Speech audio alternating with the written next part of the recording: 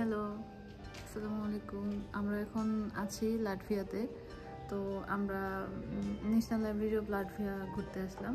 তো আপনাদেরকে একটু ঘুরে দেখাবো।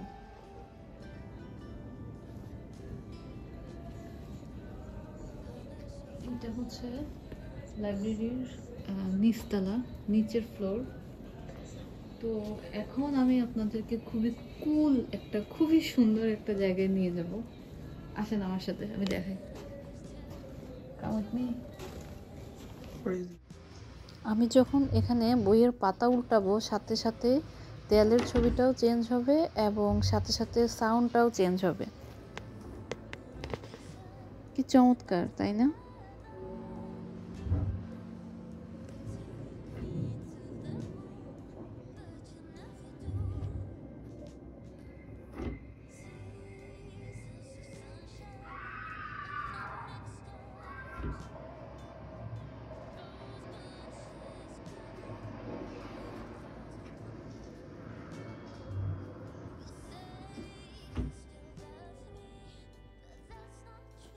আমরা এখন লাটভিয়ার জাতীয় গ্রন্থাগার, যেটাকে স্থানীয় ভাষায় নাসিওনালা বিবলিওটেকা বলে, এটার দ্বিতীয় তলায় অবস্থান করছি। তো চলুন ঘুরতে ঘুরতে এটার ইতিহাসটি সম্পর্কে আমরা একটু জেনে আসি। এটা লাটভিয়ার রাজধানী যে রিগা, সেই শহরে অবস্থিত এবং এটা প্রতিষ্ঠিত হয় 1919 সালে, মানে 1909 সালে। তো এখনকার যে অত্যাধুনিক ভবনটি, যেটা হচ্ছে গ্লাস মাউন্টেন নামে পরিচিত, এটি এস্টাবলিশড করা হয় হচ্ছে 2014 সালে।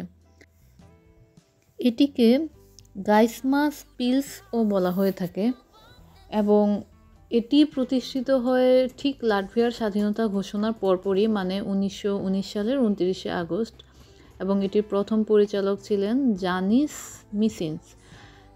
এবং 1940 সালে সোভিয়েত শাসনের অধীনে এটার নামটাকে পরিবর্তন করা হয়, লাটভিয়ান এসএসআর স্টেট লাইব্রেরি নামে পরিচিত হয়। এবং 1991 সালে লাটভিয়ার স্বাধীনতা পুনরুদ্ধারের পর এটি আবার লাটভিয়াস নাসিওনালা বিবলিওটেকা নামে পরিচিতি পায়। তো এটার যে বিশেষত্ব, ভবনটির নকশা লাটভিয়ান পৌরাণিক কাহিনীর গ্লাস মাউন্টেন, বা যেটাকে হচ্ছে গাইসমাস পিলস বলে, সেখান থেকে অনুপ্রাণিত।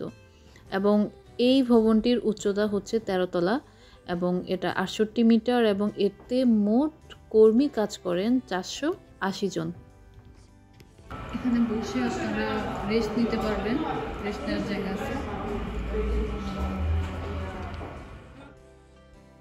এই লাইব্রেরিটার সংগ্রহে 5 মিলিয়নেরও বেশি বই এবং অন্যান্য প্রকাশনা রয়েছে, যার মধ্যে 18,000-এর চেয়েও বেশি পাণ্ডুলিপি রয়েছে।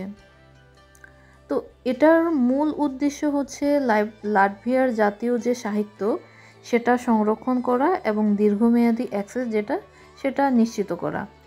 এবং এটা ডিজিটাল আর্কাইভ এবং অনলাইন রিসোর্সের মাধ্যমে গ্রন্থাগারটি তথ্য প্রযুক্তির উন্নয়নেও অবদান রাখছে। এখানে বিভিন্ন শিক্ষামূলক কার্যক্রম চালানো হয়, যেমন এখানে আমরা একটা আর্কিটেকচারাল ছোট যে প্রজেক্ট হয় সেটা দেখতে পাচ্ছি। আর এই গ্রন্থাগারটির অবস্থান হচ্ছে রিগার বাম তীরে আকমেন্স ব্রিজের কাছে অবস্থিত। আর এই গ্রন্থাগারটির ঠিক পাশেই আপনারা সব রকম পাবলিক ট্রান্সপোর্ট স্টপেজগুলো পেয়ে থাকবেন, যেমন বাস, ট্রাম, মেট্রো, যার মাধ্যমে আপনারা গ্রন্থাগারটিতে খুব সহজেই প্রবেশ করতে পারবেন। এটি হচ্ছে লাটভিয়ান আমেরিকান স্থপতি গুনার বিরগেটসের নকশায় নির্মিত একটা উৎকৃষ্ট উদাহরণ এবং এটার মাধ্যমে লাটভিয়ার ইতিহাস, সংস্কৃতি ও সাহিত্য সম্পর্কিত বিভিন্ন পাণ্ডুলিপি ও প্রকাশনার একটা উৎকৃষ্ট উদাহরণ রয়েছে। এটা হচ্ছে ইয়োগা বা মেডিটেশন সেন্টার। আপনারা চাইলে এই জায়গাটায় এসে ইয়োগাও করতে পারবেন। এটা হচ্ছে লাইব্রেরির 11th ফ্লোর থেকে ভিউ।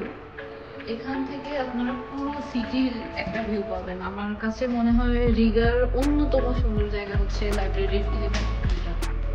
আপনি যখন যেই ওয়েদারে আসেন, উইন্টার হতে পারে, সামার হতে পারে, আপনার এই ভিউ দেখে মন ভালো হতে বাধ্য। আর পাশেই এখানে যে বিচ এরিয়া যেটা বা এখানকার পতাকা, পুরো সিটির ভিউটাই আপনারা এখান থেকে পাবেন।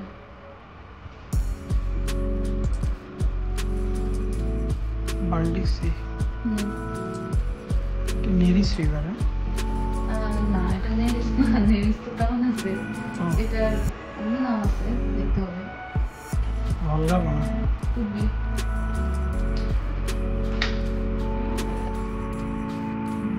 ভিউটা, তাই বাইরে সব সাদা বড় ফুল আছে, বাট এই ভিউটা আসলে সব সিজনেই সুন্দর, উইন্টার, সামার, অটম, সবখানে এই ভিউটা সুন্দর। এটি শুধুমাত্র একটি তথ্য কেন্দ্র নয়, এটা লাটভিয়ার ইতিহাস, সংস্কৃতি ও জ্ঞানের এক অমূল্য রক্ষক। গ্রন্থাগারটির সমৃদ্ধ সংগ্রহ ও সাংস্কৃতিক কার্যক্রম লাটভিয়ার জাতীয় পরিচয় ও ঐতিহ্য সংরক্ষণে একটি গুরুত্বপূর্ণ ভূমিকা পালন করে থাকে। এইভাবে সারি করে বই সাজিয়ে রাখা এই কনসেপ্টটা আমার কাছে খুবই ইউনিক লেগেছে এবং অত্যন্ত চমৎকার একটা জায়গা আমার কাছে মনে হয়। তো আপনারা যারা রিগা বা লাটভিয়া ঘুরতে আসবেন, তারা হচ্ছে একটা বিকেল বা একটা সকাল এই লাইব্রেরির জন্য বরাদ্দ রাখতে পারেন। আশা করি আপনারা ডিসঅ্যাপয়েন্টেড হবেন না, ভালোই লাগবে ঘুরে। এবং আরেকটা চমৎকার বিষয় হচ্ছে যে এই লাইব্রেরিটা ঘুরে দেখতে কোনো এন্ট্রি ফি নেই, সম্পূর্ণ বিনামূল্যেই আপনারা এই লাইব্রেরিটা ঘুরে দেখতে পারবেন। বাচ্চাদের সেকশন, বাচ্চারা এটা পছন্দ করবে, এখানে বিভিন্ন কার্টুন, ফিকশন ক্যারেক্টারগুলো এখানে আছে।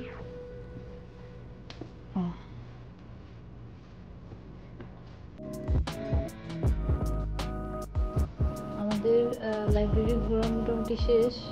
আসলে আমাদের খুব বেশি সময় নেই আজকে, তাই হচ্ছে আমরা খুব বেশি লং ভিডিও দিতে পারিনি, শর্ট ভিডিও দিলাম। তো আমরা যদি নেক্সট আর কোথাও ঘুরতে যাই ভিডিও দিব, ততক্ষণ পর্যন্ত সবাই ভালো থাকেন। আল্লাহ হাফেজ, বাই।